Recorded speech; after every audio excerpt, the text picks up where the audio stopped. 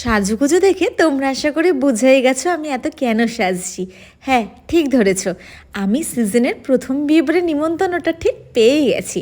আর এই শাড়িটা আমি একা পরেছি উইদাউট এনি হেল্প। কারো হেল্প না নিয়ে এত সুন্দর করে আমি শাড়ি পরেছি।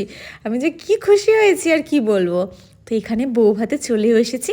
আর নতুন বর বউয়ের সাথে একটু ছবি তোলা, ভিডিও করা, এগুলো তো ম্যান্ডেটরি বলো।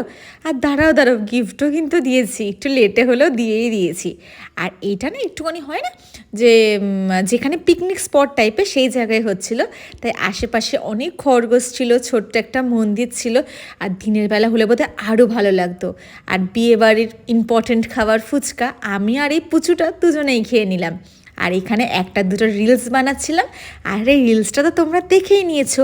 আর যেটা বিয়েবাড়ি গিয়ে করতে হয়, খেতে বসে পড়েছি। আর এখন রাত 11টা বাজে, বাড়ি ফিরে ফ্রেশ হয়ে নেবো।